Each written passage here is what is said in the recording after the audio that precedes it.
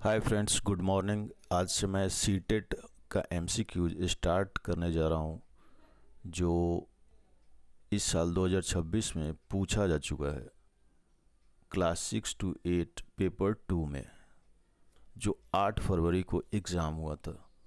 तो चलिए हम लोग शुरू करते हैं।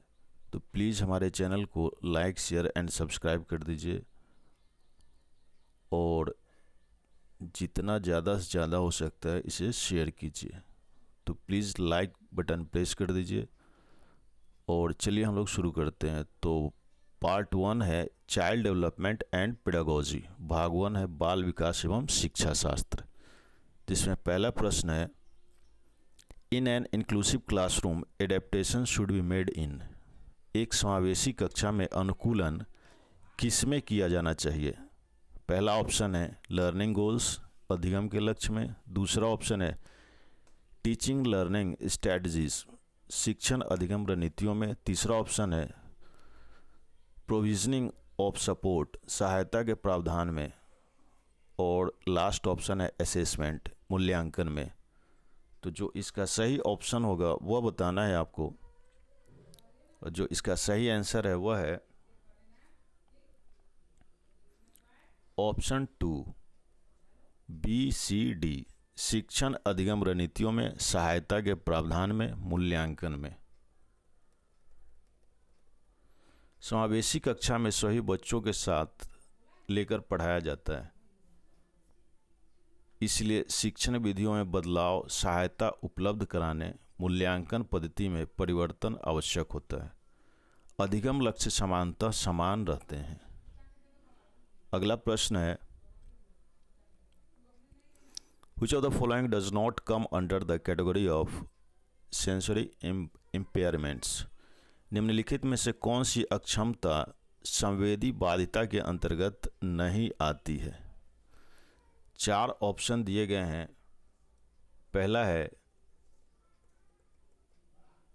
डिस्ग्राफिया, लेखन वैकल्य। दूसरा है हार्ड ऑफ हियरिंग, कम सुनाई देना। तीसरा ऑप्शन है पार्शियल लॉस ऑफ विजन, दृष्टि की आंशिक हानि। और चौथा ऑप्शन है कलर ब्लाइंडनेस, रंग पहचानने में कठिनाई। तो जो सही ऑप्शन है वह बताना है आपको, और इसका सही ऑप्शन हो जाएगा वह है डिस्ग्राफिया, लेखन वैकल्य। संवेदी बाधिता का संबंध आंख और कान से होता है। लेखन वैकल्य डिस्ग्राफिया सीखने की अक्षमता है, संवेदी बाधिता नहीं। अगला प्रश्न है, अकॉर्डिंग टू जीन पियाजे कॉग्निटिव डेवलपमेंट, जीन पियाजे के अनुसार संज्ञानात्मक विकास है। पहला है is dependent upon the development of language capabilities, भाषा क्षमताओं के विकास पर निर्भर। दूसरा ऑप्शन है सांस्कृतिक उपकरणों का उपयोग करने की योग्यता प्राप्त करने की प्रक्रिया है। तीसरा ऑप्शन है अपने स्कीमा में परिवर्तन करके पर्यावरण के अनुकूलन की प्रक्रिया है। और चौथा ऑप्शन है मौजूदा जानकारी में नए तथ्यों और विचारों को जोड़ने की प्रक्रिया है। जिन पियाजे के अनुसार संज्ञानात्मक विकास क्या है, इन चारों ऑप्शंस में से आपको सही ऑप्शन चूज करना है। तो जो सही ऑप्शन होगा वह है ऑप्शन 3, अपने स्कीमा में परिवर्तन करके पर्यावरण के अनुकूलन की प्रक्रिया है। पियाजे के अनुसार बच्चा अपने अनुभवों के आधार पर मानसिक संरचना, जिसे स्कीमा कहते हैं, उसमें बदलाव करता है और पर्यावरण के अनुकूल बनता है। अगला प्रश्न है, national education policy 2020 emphasises on transforming assessment bye, राष्ट्रीय शिक्षा नीति 2020 आकलन में परिवर्तन पर बल देती है। 4 ऑप्शन दिए गए हैं, जिसमें पहला है executing summative form of assessment, योग्यात्मक मूल्यांकन को लागू करने पर। दूसरा ऑप्शन है incorporating self assessment and peer assessment, स्व मूल्यांकन एवं सहकर्मी मूल्यांकन को शामिल करने पर। तीसरा ऑप्शन है बुद्धि की एकात्मक धारणा लागू करने पर, और चौथा ऑप्शन है विद्यार्थियों के सामाजिक सांस्कृतिक संदर्भ को कम महत्व देने पर। राष्ट्रीय शिक्षा नीति 2020 आकलन में परिवर्तन पर बदलाव देती है। इन चारों ऑप्शंस में से कौन सा ऑप्शन सही है वो बताना है आपको, और जो इसका सही ऑप्शन हो जाएगा वह है ऑप्शन 2, स्वमूल्यांकन एवं सहकर्मी मूल्यांकन को शामिल करने पर। राष्ट्रीय शिक्षा नीति 2020 में विद्यार्थियों को स्वमूल्यांकन और सहपाठी मूल्यांकन के लिए प्रोत्साहित किया गया है। अगला प्रश्न है,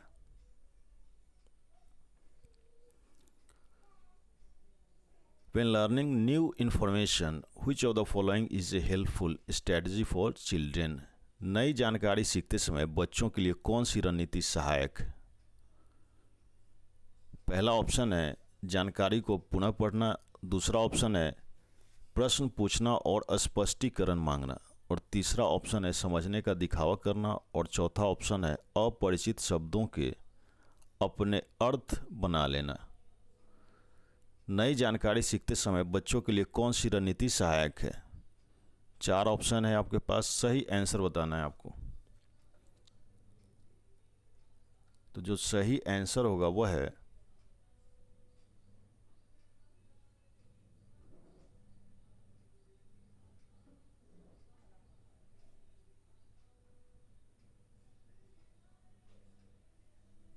ऑप्शन 4, ए और बी।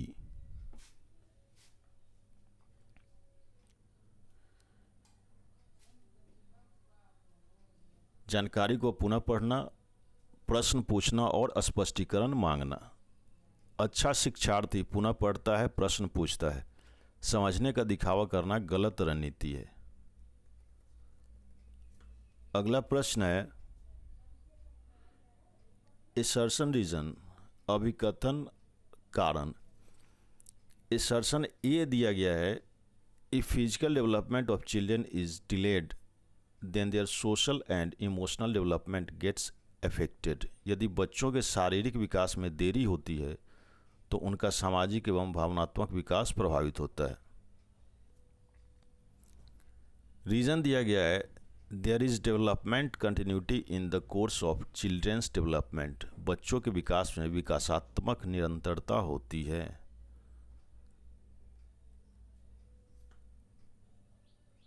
आपको इसमें सही ऑप्शन बताना है। ऑप्शन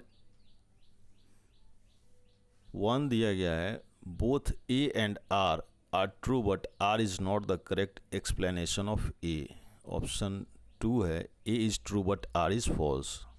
तीसरा ऑप्शन है both A and R are false, और चौथा ऑप्शन है both A and R are true but R is the correct explanation of ए।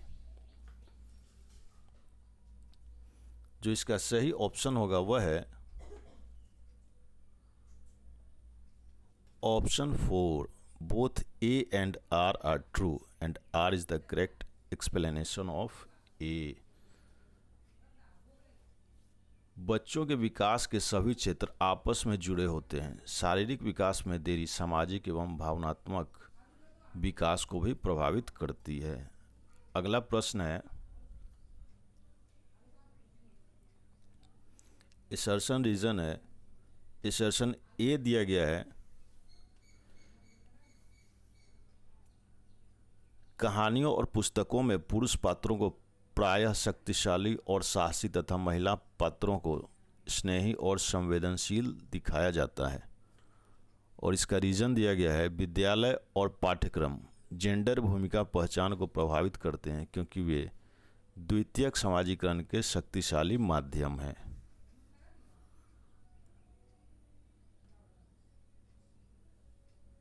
चार ऑप्शन दिए गए हैं, आपको इसमें सही ऑप्शन बताना है।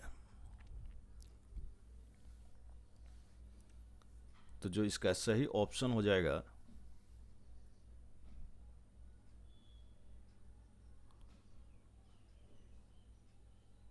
Option 4, both A and R are true and R is the correct explanation of ए।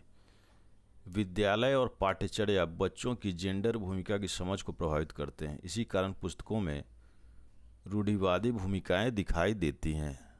अगला प्रश्न है, एक शिक्षक को ऐसा कक्षा वातावरण बनाना चाहिए जहां छात्रों की सीखने की अभिप्रेरणा मुख्यतः किस पर केंद्रित हो। A teacher should create a classroom culture where students motivation to learn in primary focus to.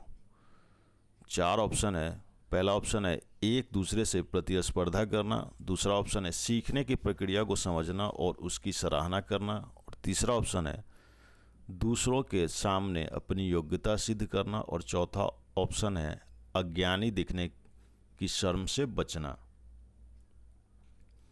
4 option दिए गए हैं आपको और सही ऑप्शन बताना है। तो जो इसका सही आंसर होगा वह है ऑप्शन 2, सीखने की प्रक्रिया को समझना और उसकी सराहना करना। अच्छी कक्षा में बच्चों को सीखने की प्रक्रिया को समझने और आनंद लेने हेतु प्रेरित किया जाता है। अगला प्रश्न है, असर्शन रीजन दिया गया है, children struggling with dyslexia have trouble in phonological processing that makes it hard to decode words। पठन वैकल्य जिसे डिसलेक्सिया कहते हैं से जूझ रहे बच्चों को ध्वन्यात्मक प्रसंस्करण में कठिनाई होती है, जिससे शब्दों को पढ़ना कठिन हो जाता है। और इसका रीज़न दिया गया है, all children benefit from being encouraged in their areas of interest and ability. सभी बच्चों को उनकी रुचि एवं क्षमता के क्षेत्रों में प्रोत्साहित करने से लाभ होता है। तो आपको इसमें से सही ऑप्शन बताना है, कौन सा ऑप्शन सही होगा, जल्दी से बताइए आप लोग।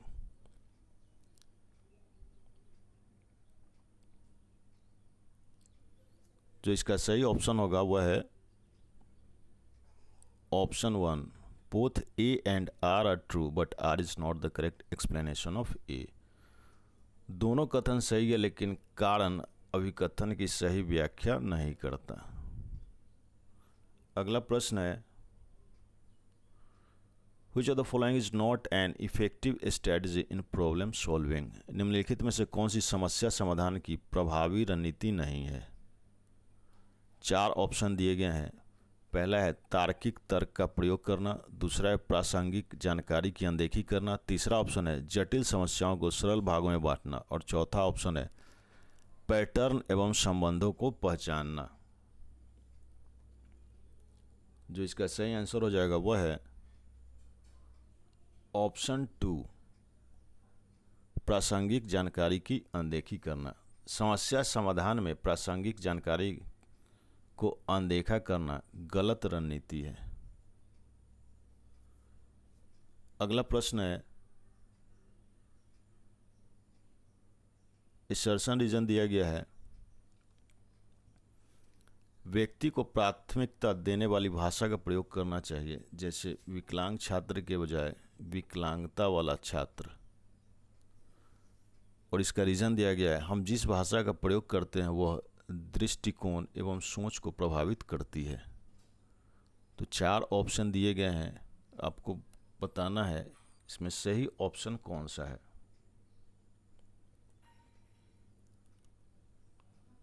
और जो इसका सही आंसर होगा वह है option 4, both A and R are true and R is the correct explanation of A। भाषा हमारी सोच और दृष्टिकोण को प्रभावित करती है, इसलिए व्यक्ति को प्राथमिकता देने वाली भाषा का प्रयोग उचित है। Language shapes attitudes, therefore a student with disability is preferred. अगला प्रश्न है, according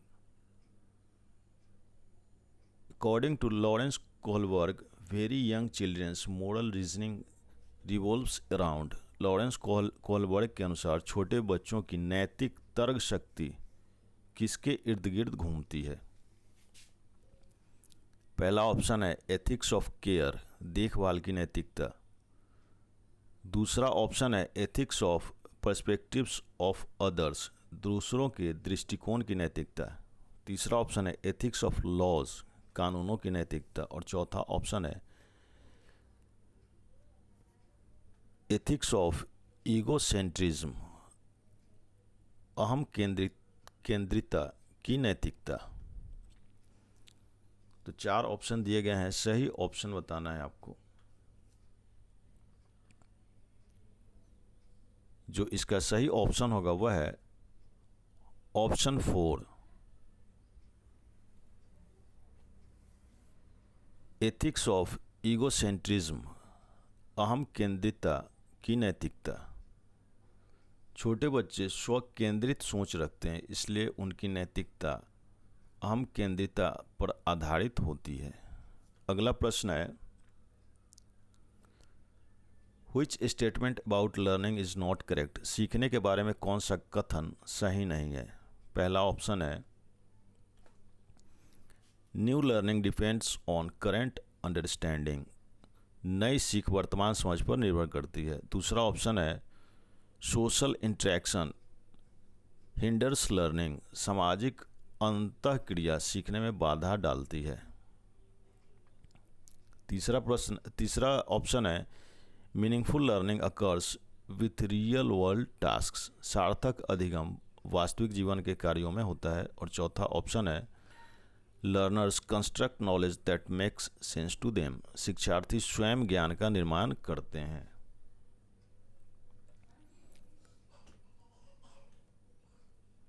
तो जो इसका सही आंसर होगा वह बताना है आपको, सीखने के बारे में कौन सा कथन सही नहीं है।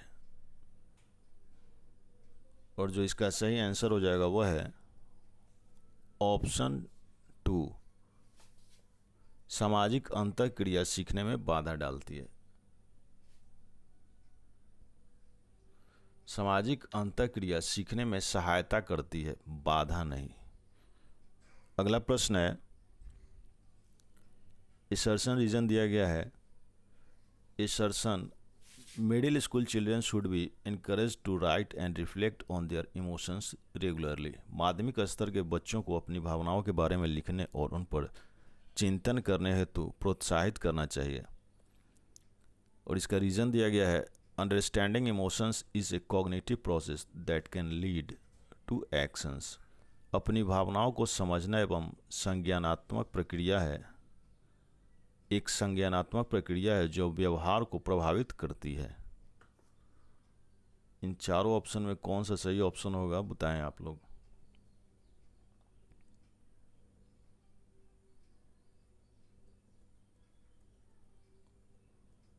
और जो इसका सही आंसर हो जाएगा वो है option 4, both A and R true and R is the correct explanation of A. भावनाओं को समझना बच्चों को बेहतर निर्णय लेने और व्यवहार नियंत्रित करने में मदद करता है। अगला प्रश्न है अकॉर्डिंग टू कंस्ट्रक्टिविस्ट थ्योरिस्ट, संरचनावादी सिद्धांतकारों के अनुसार, इसमें चार ऑप्शन दिया गया है। पहला ऑप्शन है children learn only when extrinsically motivated, बच्चे केवल बाहरी प्रेरणा से सीखते हैं। दूसरा ऑप्शन है children learn best when information is presented in final form, बच्चे तब अच्छा सीखते हैं जब जानकारी अंतिम रूप में दी जाए। तीसरा ऑप्शन है children naturally behave in unruly ways, बच्चों में अनुशासनहीन व्यवहार की प्रकृति होती है। और चौथा ऑप्शन है children have a natural tendency to make sense of the world, बच्चों में संसार को समझने की स्वाभाविक प्रवृत्ति होती है। संरचनावादी सिद्धांतों के अनुसार कौन सा ऑप्शन सही है?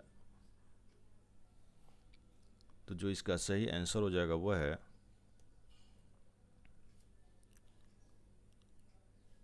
ऑप्शन 4, बच्चों में संसार को समझने की स्वाभाविक प्रवृत्ति होती है। संरचनावादी मानते हैं कि बच्चे स्वयं ज्ञान का निर्माण करते हैं और दुनिया को समझने का प्रयास करते हैं। अगला प्रश्न है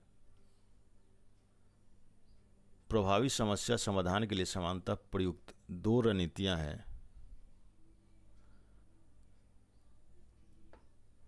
to commonly used strategies for effective problem solving are. इसमें 4 ऑप्शन दिया गया है। सही ऑप्शन आप लोगों को बताना है।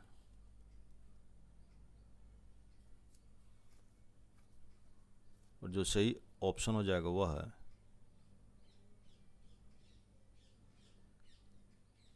Heuristics and algorithm. Heuristics shortcut methods होता है, algorithm step by step methods होता है। ह्यूरिस्टिक को हम लोग स्वानुभविक और एल्गोरिदम को कलन विधि कहते हैं। स्वानुभविक और कलन विधि दोनों प्रभावी समस्या समाधान की रणनीतियां हैं। अगला प्रश्न है, इंसर्शन रीजन दिया गया है diversity and inclusion improve teaching and learning. विविधता और समावेशन शिक्षण एवं अधिगम को बेहतर बनाते हैं। रीजन इसका दिया गया है conversations across differences hinder critical and creative thinking. विविध परिस्थितियों में संवाद बच्चों की समालोचनात्मक एवं रचनात्मक सोच में बाधा डालता है। 4 ऑप्शन दिया गया है और जो सही ऑप्शन है वह बताना है आपको।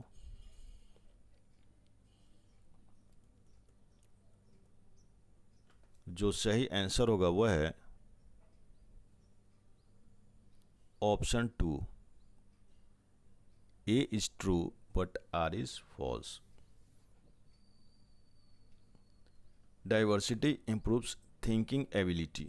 Therefore reason is false. विविधता और समावेशन में रचनात्मक एवं समालोचनात्मक सोच विकसित होती है, इसलिए कारण गलत है। अगला प्रश्न है, rapid increase in height and weight during adolescence is called. किशोरावस्था में लंबाई एवं वजन में तीव्र वृद्धि को क्या कहते हैं? किशोरावस्था में लंबाई एवं वजन में तीव्र वृद्धि को क्या कहते हैं? 4 ऑप्शन दिया गया है। पहला ऑप्शन है डेवलपमेंटल ट्रेंड, विकासात्मक प्रवृत्ति। दूसरा है मासिक धर्म। तीसरा है यौवनारंभ। और चौथा ऑप्शन है वृद्धि उछाल। तो चारों ऑप्शन में से कौन सा ऑप्शन सही होगा वो बताना है। जो सही ऑप्शन हो जाएगा वह है ऑप्शन 4, वृद्धि उछाल। किशोरावस्था में अचानक लंबाई और वजन बढ़ने को वृद्धि उछाल कहते हैं, ग्रोथ स्पर्ट। अगला प्रश्न है, students feel more motivated to learn in an environment which ensures. विद्यार्थी ऐसे वातावरण में अधिक प्रेरित होते हैं जो सुनिश्चित करता है। पहला ऑप्शन है अपनापन, दूसरा ऑप्शन है भय, तीसरा ऑप्शन है अस्वीकृति और चौथा ऑप्शन है सुरक्षा। इसमें विकल्प दिया गया है और इन चारों विकल्प में से कौन सा विकल्प सही है आप लोगों को बताना है। तो जो इसका सही विकल्प होगा वह है ऑप्शन 1, A और D, अपनापन और सुरक्षा। अपनापन और सुरक्षा बच्चों को सीखने के लिए प्रेरित करते हैं। Children learn better in safe and accepting environments. अगला प्रश्न है,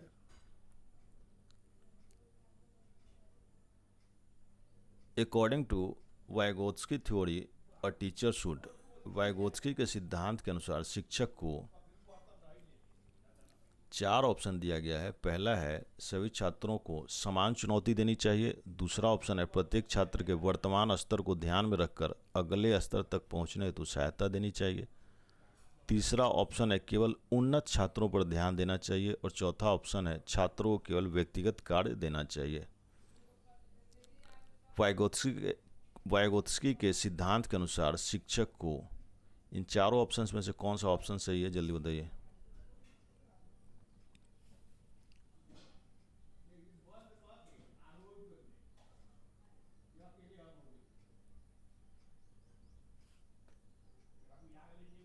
जो इसका सही ऑप्शन होगा वह है ऑप्शन 2, प्रत्येक छात्र के वर्तमान स्तर को ध्यान में रखकर अगले स्तर तक पहुंचने हेतु सहायता देनी चाहिए।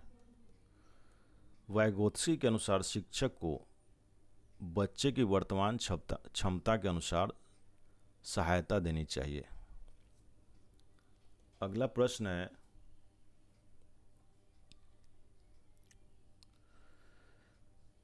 Effective teaching strategies for diverse learners are, विविध शिक्षार्थियों के लिए प्रभावी शिक्षण रणनीतियां हैं।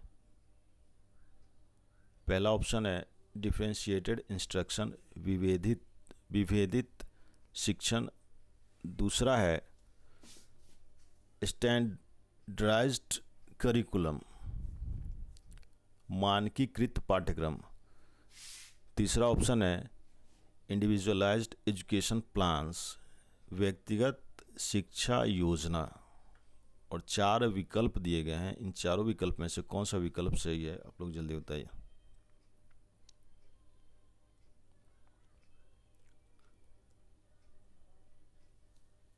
इसका जो सही ऑप्शन हो जाएगा वह है ऑप्शन 2, ए और सी, विभेदित शिक्षण, व्यक्तिगत शिक्षा योजना। विभेदित शिक्षण और व्यक्तिगत शिक्षा योजना विविध शिक्षार्थियों के लिए प्रभावी है। अगला प्रश्न है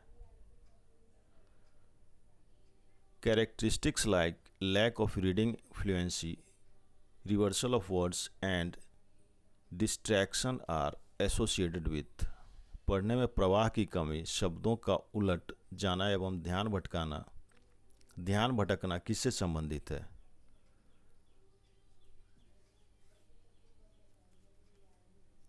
चार ऑप्शन दिया गया है, चारों ऑप्शन में से सही ऑप्शन कौन सा है वो आप लोग बताएं। और जो इसका सही आंसर होगा वह है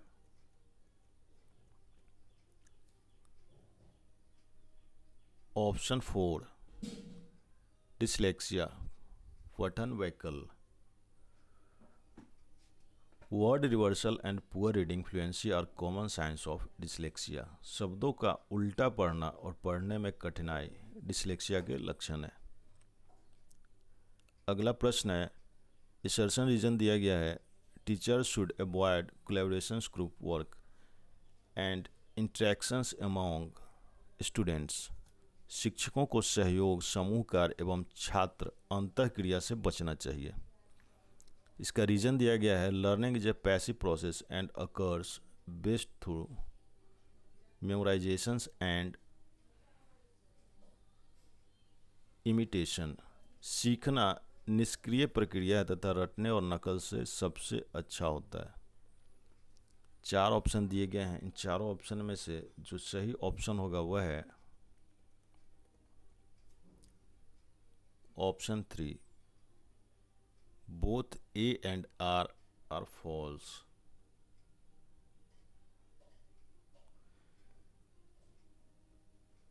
सीखना सक्रिय प्रक्रिया है, समूह कार्य और सहयोग सीखने को बेहतर बनाते हैं। Learning is active not passive, collaboration improves learning. अगला प्रश्न है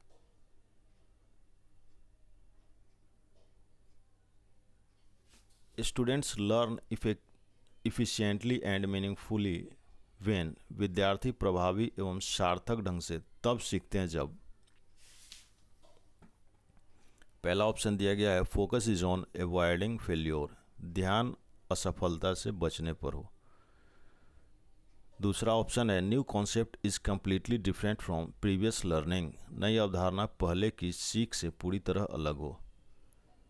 थर्ड ऑप्शन है their responses and experiences are valued, उनकी प्रतिक्रियाओं और अनुभवों को महत्व दिया जाए। और चौथा ऑप्शन है content is presented in incoherent pieces, विषय वस्तु असंगत रूप में प्रस्तुत की जाए।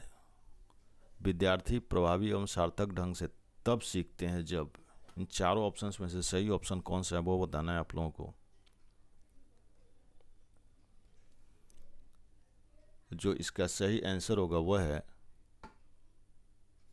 Option 3, their responses and experiences are valued. उनकी प्रतिक्रियाओं और अनुभवों को महत्व दिया जाए। जब विद्यार्थियों के अनुभवों और प्रतिक्रियाओं को महत्व दिया जाता है तब अधिगम सार्थक बनता है। अगला प्रश्न है, असर्शन रीजन दिया गया है, height and body build our primarily inherited but nutrition and exercise also make a difference. लंबाई और शरीर संरचना मुख्यतः आनुवांशिक होती है, लेकिन पोषण एवं व्यायाम भी प्रभाव डालते हैं। रीजन दिया गया है, heredity and environment interact in development. विकास में आनुवंशिकता और पर्यावरण की परस्पर अंतःक्रिया होती है। इन चारों ऑप्शन में से कौन सा ऑप्शन सही है, जल्दी बताएं आप लोग।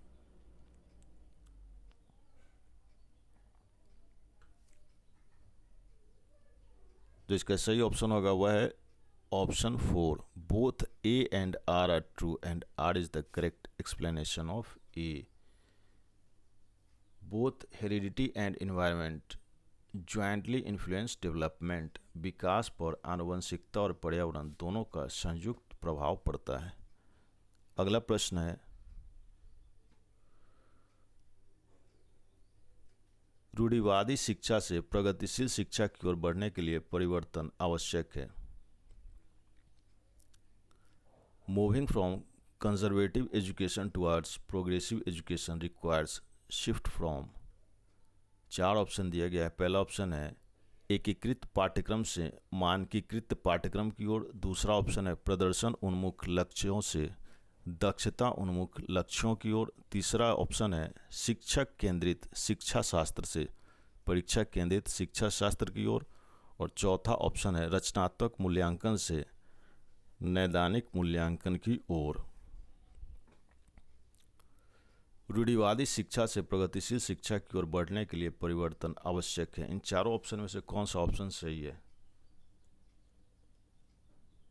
और जो सही ऑप्शन है वह है ऑप्शन 2, प्रदर्शन उन्मुख लक्ष्यों से दक्षता उन्मुख लक्ष्यों की ओर। प्रगतिशील शिक्षा में केवल प्रदर्शन नहीं बल्कि दक्षता और सक्षम पर जोर दिया जाता है। Progressive education focuses on mastery and understanding rather than performance only. अगला प्रश्न है,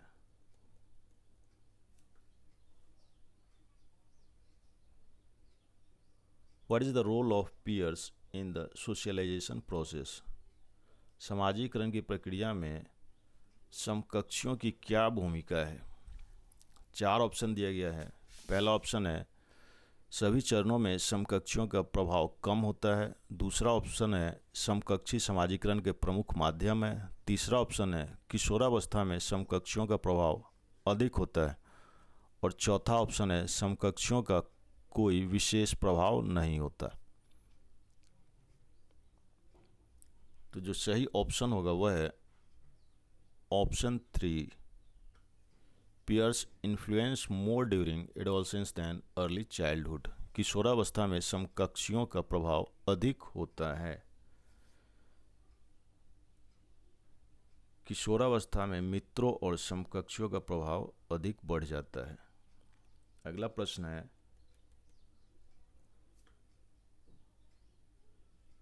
according to constructivist approaches learning is facilitated when. संरचनावादी उपागम के अनुसार सीखना तब सुगम होता है जब।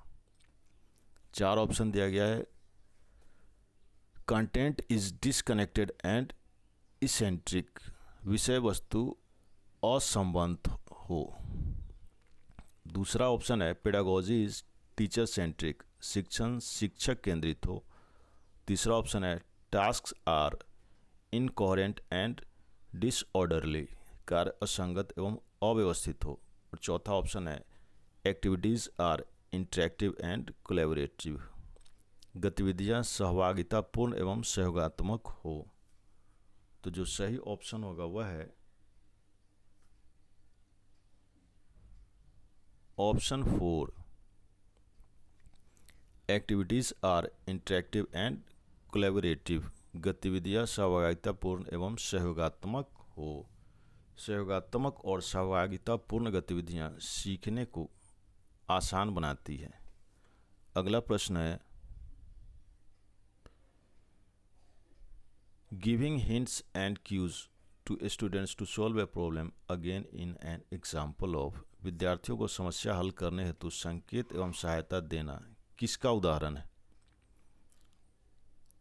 4 ऑप्शन दिए गए हैं। पहला ऑप्शन है कलेक्टिव मोनोलॉगी, सामूहिक एकालाप। दूसरा ऑप्शन है फंक्शनल फिक्स्डनेस, कार्यात्मक स्थिरता। तीसरा ऑप्शन है स्कैफोल्डिंग, आलंबन या सहारा देना। और चौथा ऑप्शन है एसिमिलेशन, आत्मसातीकरण। तो चारों ऑप्शन में से कौन सा ऑप्शन सही होगा, जल्दी बताएं आप लोग।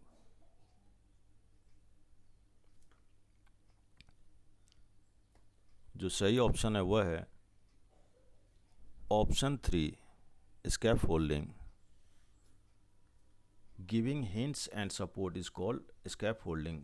बच्चों को संकेत और सहायता देकर सीखने में मदद करना स्कैफोल्डिंग कहलाता है। अगला प्रश्न है, और ये अंतिम प्रश्न है सीडीपी का, इस सीरीज का। तो प्रश्न है अकॉर्डिंग टू पियाजे when children can think hypothetically and test ideas mentally they are in. पियाजे के अनुसार जब बच्चे परिकल्पना बनाकर मानसिक रूप से परीक्षण करने लगते हैं तब वे किस अवस्था में होते हैं। तो पहला ऑप्शन है प्री ऑपरेशनल स्टेज, पूर्व संक्रियात्मक अवस्था। दूसरा ऑप्शन है कॉन्क्रीट ऑपरेशनल स्टेज, मूर्त संक्रियात्मक अवस्था। तीसरा ऑप्शन है फॉर्मल ऑपरेशनल स्टेज, औपचारिक संक्रियात्मक अवस्था। और चौथा ऑप्शन है सेंसरी मोटर स्टेज, संवेदी गति अवस्था। तो इन चारों ऑप्शन में से सही ऑप्शन कौन सा होगा, तो जो सही ऑप्शन होगा वह है ऑप्शन 3, फॉर्मल ऑपरेशनल स्टेज, औपचारिक संक्रियात्मक अवस्था। In formal operational stage children think logically, form hypothesis, use abstract thinking. औपचारिक संक्रियात्मक अवस्था में बच्चे परिकल्पना बनाते हैं, तार्किक सोचते हैं, अमूर्त चिंतन करते हैं। आप लोगों को ये कैसा लगा सीरीज़, प्लीज़ कमेंट में कमेंट करके बताइए। और हमारे चैनल को सब्सक्राइब कीजिए, जितना ज़्यादा से ज़्यादा हो सके शेयर करते रहिए और लाइक करते रहिए, जिससे मैं और अच्छे वीडियो बनाता रहूं। Thank you.